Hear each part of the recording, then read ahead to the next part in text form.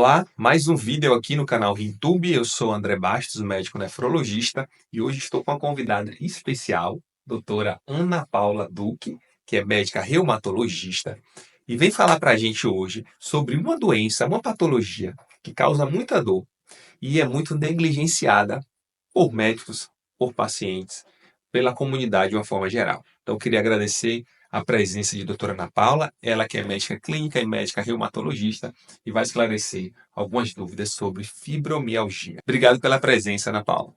Obrigada, doutor André, pelo convite, né? É uma honra estar aqui para falar sobre um tema que tem sido tão polêmico, né? Nos dias de hoje, tão conversado.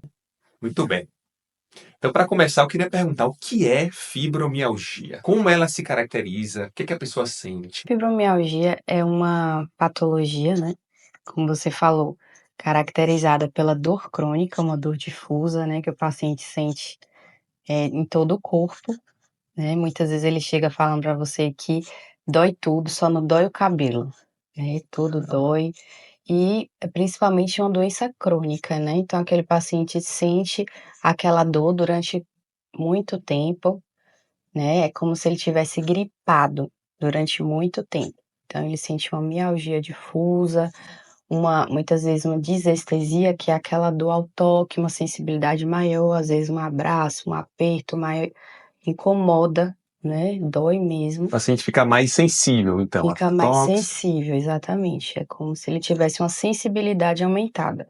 E você falou que, às vezes, o paciente demora alguns meses a entender que realmente essa dor é algo mais grave e a Sim, procurar um com médico, certeza. não é? Então é uma coisa mais lenta, progressiva, não é Isso. uma dor que chega rápida, devorando a Não, o pessoa. paciente, a queixa do paciente é: "Doutor, não aguento mais sentir dor", né, então é uma coisa que vem acompanhando, muitas vezes ele demora, acha que é dele e tal, que não é uma doença, né, tem várias justificativas e acaba demorando realmente de procurar. Mas como isso tem sido debatido mais, então, tem sido alertado, né, sobre essa doença, está sendo cada vez mais conhecida. E além da dor, a gente tem também o polo, da insônia, né, que é do distúrbio do sono, geralmente vem acompanhado também, né, os pacientes têm uma dificuldade para dormir, um sono não reparador, um sono leve, que ele acorda ou que ele tem dificuldade de iniciar o sono, né, mas a característica principal é que ele dorme e não descansa. E o outro polo é a fadiga crônica, então aquele paciente não tem disposição para fazer as coisas, para acordar, trabalhar, né, não é porque ele tem preguiça, é porque ele tem uma fadiga, né, uma fadiga crônica. E muitas vezes também, a maioria dos casos, está acompanhado também de um distúrbio do humor, né, algum tipo de depressão, transtorno de ansiedade generalizado, então algum tipo de patologia psiquiátrica, né, geralmente está acompanhando, associada ao caso. Muitas vezes, como uma das coisas que pode potencializar essa patologia, e também, a própria dor também potencializa os sintomas depressivos, né, muitas vezes o paciente não quer sair, não, porque, ele está realmente deprimido, né. Então, tudo isso, quando a gente lida com paciente com fibromialgia, todos esses polos têm que ser abordados, né, e levados em consideração e serem tratados em Tá, então, conjunto. certo, muito bem. Para o nosso ouvinte, o nosso inscrito no canal entender, então é uma dor que vem devagar, lentamente, e uma dor que está associada com alguns sintomas psíquicos até, né? Então, um paciente que está um pouco mais depressivo, ansioso, que tem problemas para dormir, começa a ter dor, mas como é essa característica, doutora? É uma dor em queimação, é pontada, é uma dor forte, é uma dor fraca? Como é que ele pode, como é que a senhora pode classificar para a gente, para que uma pessoa que esteja com esses sintomas possa entender se realmente ele tem fibromialgia ou se tem uma dor de outra natureza? Então, só esclarecendo a questão da depressão, a maioria dos casos está associado a isso, nem todos os casos Certo. estão associados, tá ok? Então, a dor, né, a principal característica é: o paciente não tem uma inflamação visível daquela região, então ele não pode ter articulação inchada. Às vezes o paciente percebe, ele ele interpreta como se aquela região tivesse inchada, mas na verdade, quando o médico examina, ele não pode perceber nenhum edema daquela região, daquela articulação. Então é como que você falou, o paciente ele tem uma sensibilidade maior ao toque, né, apesar de não ter nenhuma inflamação naquele momento.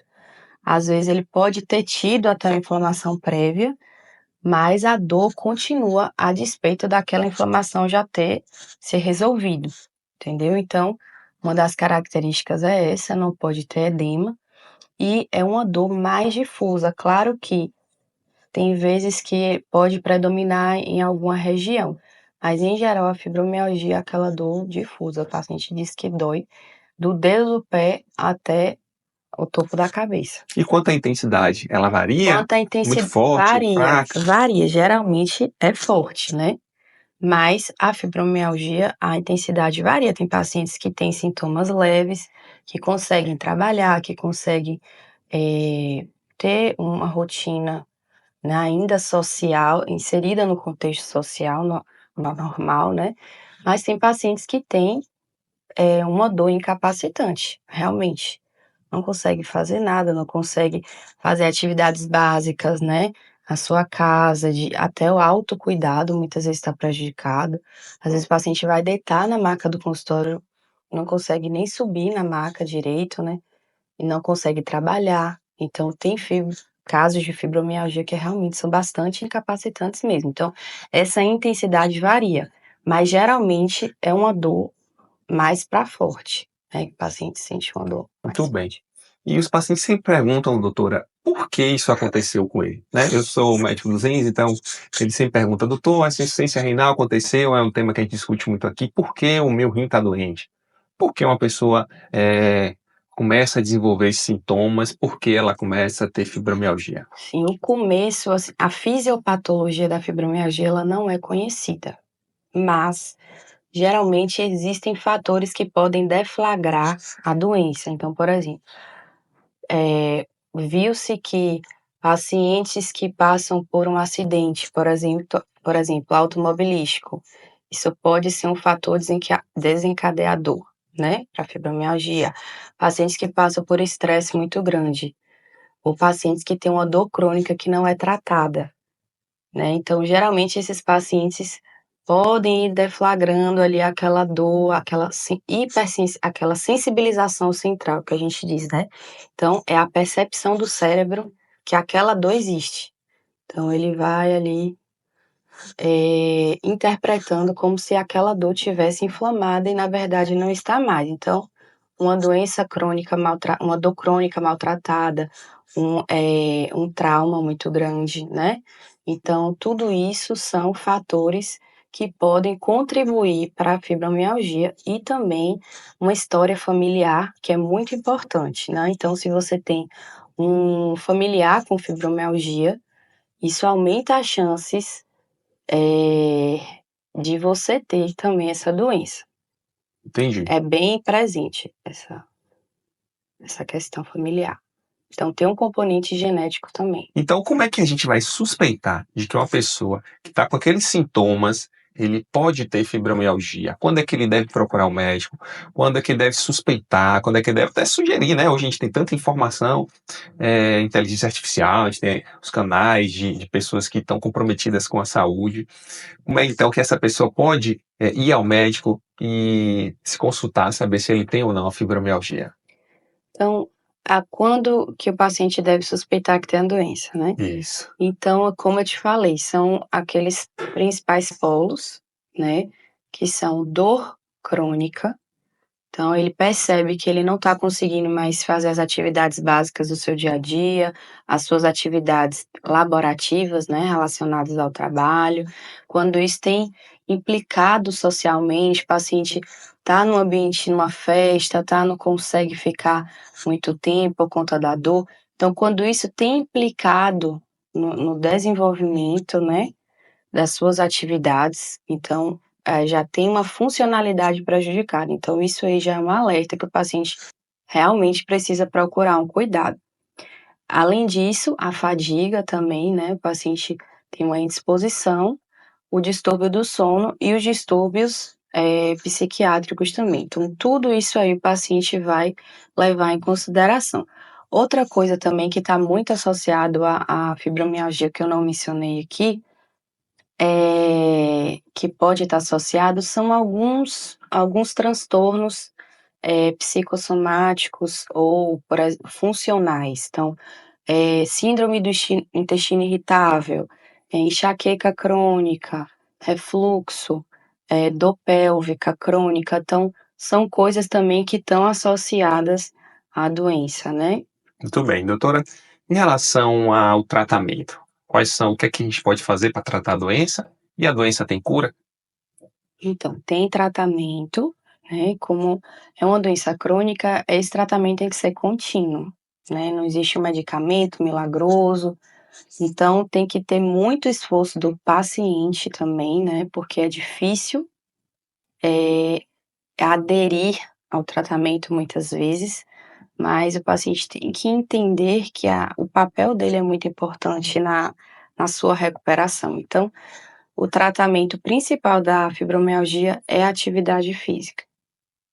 Sem ela, o paciente é muito mais difícil dele ter uma recuperação, uma funcionalidade melhor e uma melhora da dor. Então, o paciente tem que fazer atividades aeróbicas, atividades de alongamento, mobilidade articular, né, para que ele fortalecimento muscular. Então, de uma forma gradual, porque às vezes o paciente está tão incapacitado que ele não consegue fazer uma atividade física. Então, ele tem que ser uma forma bem gradual, respeitando os limites da dor daquele paciente. Então, a atividade física é o cerne realmente do tratamento, e associado a isso, ele precisa tomar medicações prescritas pelo médico, né, medicações de dor crônica que até vão viabilizar essa atividade física, essa reabilitação, medicações que possam melhorar o sono, né, também, que é importante, e o tratamento também psicológico, né, daquele paciente também precisa estar compensado, bem controlado, né, e tratando tudo isso, fazendo atividade física, geralmente é alcançado uma melhora da fadiga também, né, que a fadiga ela é multifatorial, então tem que se considerar todos esses fatores, certo? Muito bem, então vejo que é uma doença realmente estigmatizante. Traz um estigma, não é isso? Porque é como se fosse aquela pessoa que tem o corpo mole, porque ela está cansada, ela tem fadiga, ela está com astenia, ela Reclama de dor o tempo todo. reclamam de dor o tempo todo, e isso pode estigmatizar o doente, né? E isso faz com que ele não procure logo atendimento, até o próprio paciente ele pode ter um alto preconceito, e faz com que ele não comece a tratar imediatamente e a doença comece a ficar ainda mais difícil de ter controle. Então, apesar de não ter cura, tem tratamento, e o tratamento, o objetivo, pelo que eu entendi, é trazer a pessoa para fazer as atividades da vida diária, que isso cause menos impacto possível. Claro. E outra coisa também sobre o diagnóstico da fibromialgia, né, que muitas vezes às vezes é super diagnosticada ou às vezes subdiagnosticada, né? Então, o médico que está investigando aquele paciente, ele vai precisar fazer um amplo diagnóstico diferencial, porque a fibromialgia não existe um exame que você afirme a doença, né? Então, o médico vai ter que ter a suspeita clínica dele, vai fazer a investigação, o exame físico, os exames complementares, para que ele possa excluir outras doenças que possam mimetizar a fibromialgia e confirmar, assim, o diagnóstico dele, poder tratar para observar a evolução e a melhora daquele paciente. Muito bem. Se você tem alguma dúvida sobre dor crônica, fibromialgia, pode deixar aqui nos comentários. Não se esquece de se inscrever no canal, tá? Para receber mais vídeos informativos sobre saúde, saúde baseada em evidência, tá? Deixe seu like aqui, para que o YouTube entenda que esse vídeo é importante e possa encaminhar para mais pessoas. Queria agradecer a doutora Ana Paula. E se você não segue ainda a doutora Ana Paula no Instagram, eu vou deixar aqui embaixo o link para que você possa ser direcionado para o Instagram e seguir, porque ela tem postado informações sobre saúde de uma forma geral, mas especificamente sobre reumatologia. Obrigado, Ana Paula, pela presença. Obrigada, doutor André. Espero que tenha contribuído aí para muita gente aprender sobre fibromialgia. Com certeza. Então, vejo você no próximo vídeo.